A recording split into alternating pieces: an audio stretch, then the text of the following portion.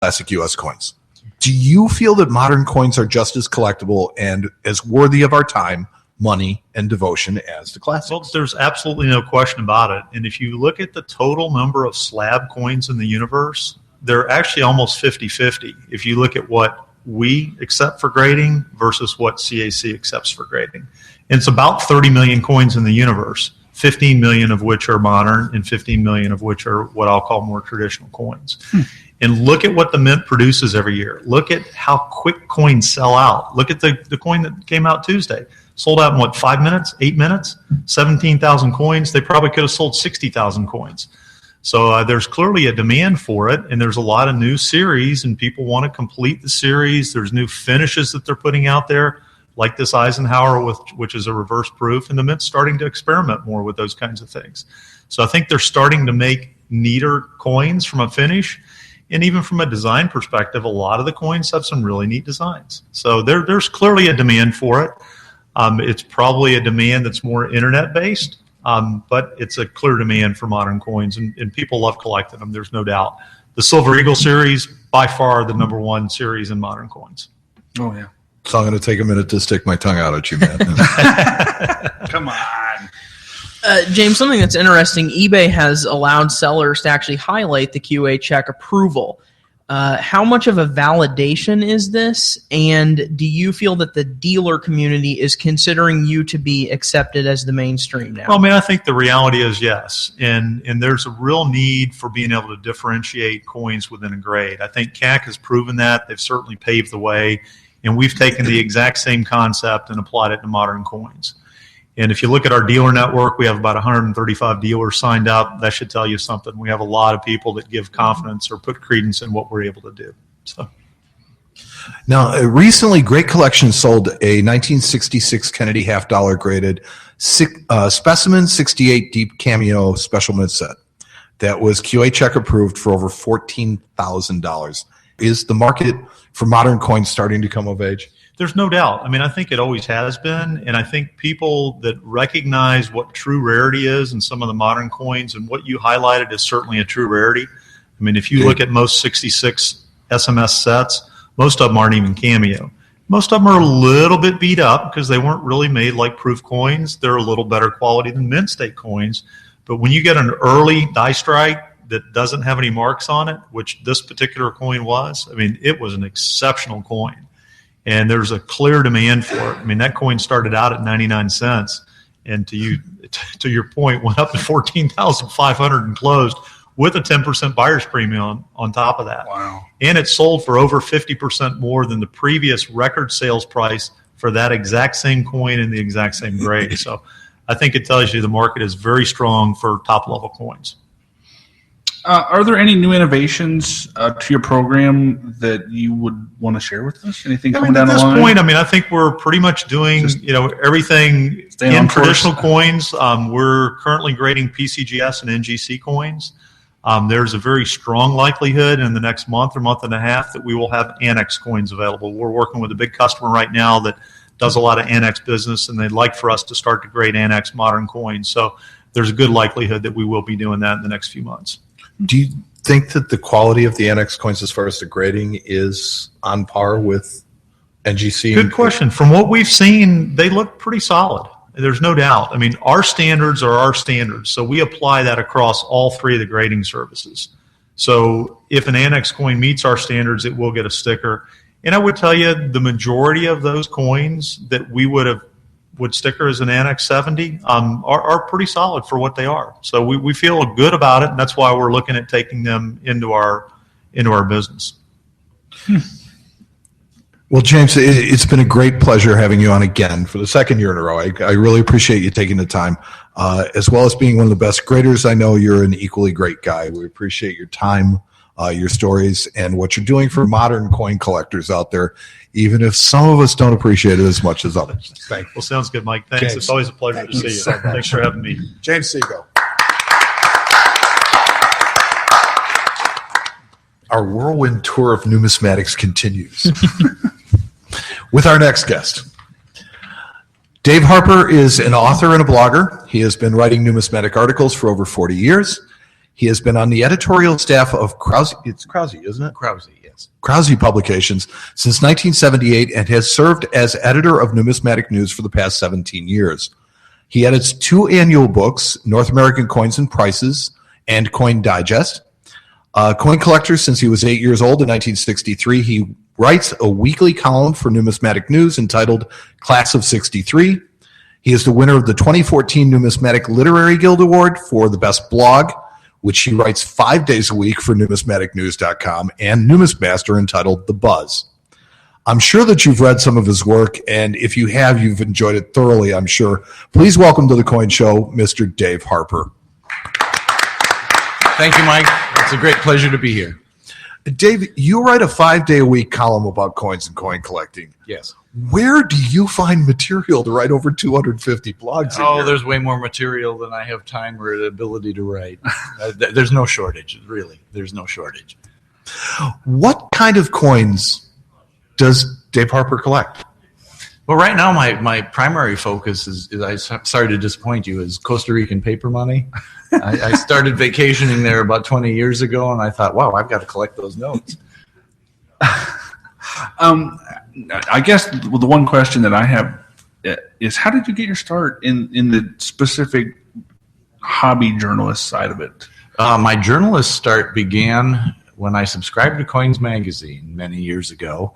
They created a contest called What's the Story? And what they would do is they would take a coin element and they would blank out every other element of the coin.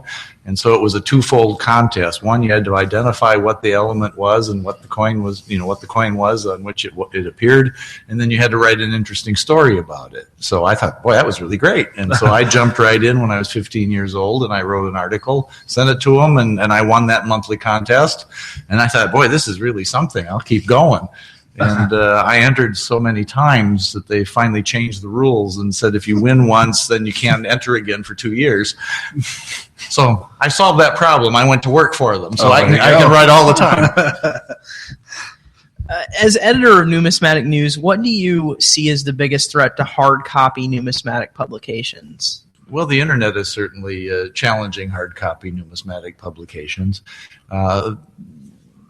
The jury is still out. I mean, we're in a transition phase, and we don't know how long the transition will last, and we don't know what the ultimate outcome is. And so I have feet in both sides of things. You don't want to give up something that's useful and profitable until you have to, and then one or the other will I assume, end up online exclusively at some point down the road. And in the interim, you're kind of straddling trying to keep your feet in both worlds. Exactly. So. Sure. Well, you help develop it. Do you think that journalism in the world of coins is healthy and sought after? It has been. I mean, we've had a wonderful environment for numismatic journalists. Numismatic News and World Coin News, Banknote Reporter, Coins Magazine, Coin Prices. Those were our products. We've got Coin World newspaper. We've got Coinage Magazine out there.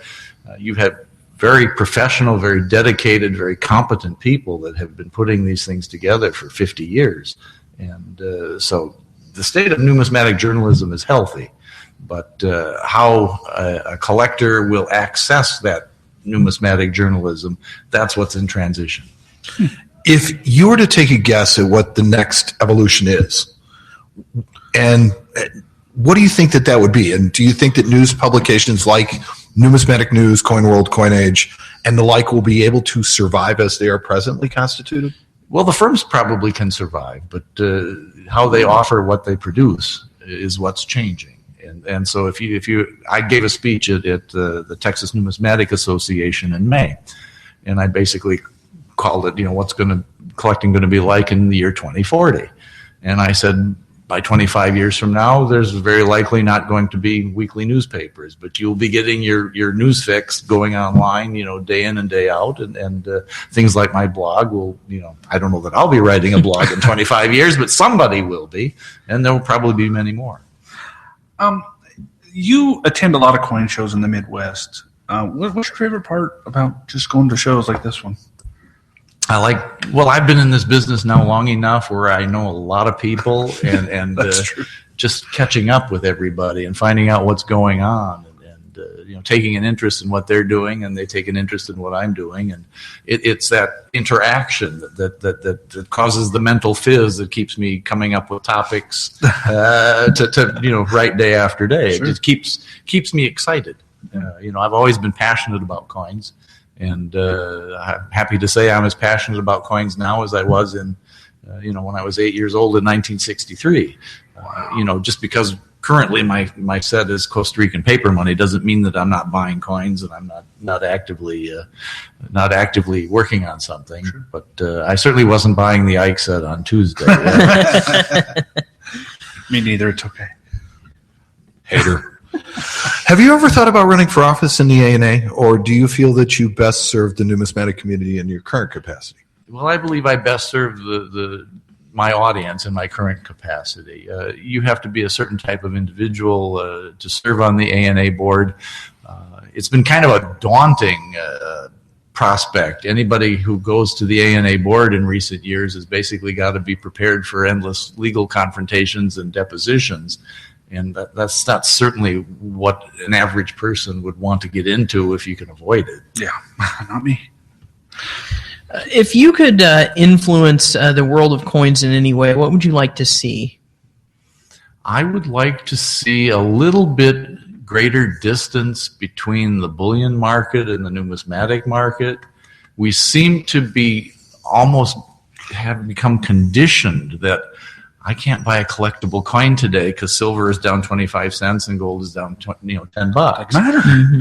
That should not be. I mean, the bullion market is mature. It's important. It provides cash flow. It will always be among us. But we shouldn't be getting up every morning and looking at what that market is doing and then saying, okay, I'm going to buy a collectible coin today or not. Exactly. Do you think that the introduction of bullion numismatic items kind of blurred that and kind of melded those two worlds together? There's something to that. I had been watching silver's price since they freed it back about 1967. I was a daily paper boy, and so I'd look up the price of silver. And even then, even without the internet, even without CNBC and what have you, people were interested and they thought they could make a killing, and they would get distracted. And then the market would ease off for a while in bullion, and then they'd go back to being a collector. And we are now at the 4 years after the last bullion peak, and so perhaps we're going back to being collectors again. I hope so. Got tired of buying bullion all the time in the store. Are you working on any special projects that you want to tell us about, books or other works? That's a good question. I can't, all of my hats that I'm wearing on Numismatic News and Coin Digest and North American Coins and Prices are ongoing. Sure. So I'm not going to be unveiling anything. No new iron in the fire? Nothing that in the sense of your question. No scoop for us. No scoop for you, unfortunately. No scoop for you. Well, David, it has been a pleasure to meet you and have you come on our show. I want to urge our listeners to check out his blog on numismaticnews.com. It is a great read, and we wish you continued success in the future. Thank you, Mike. Thank you, Dave. Dave Harper.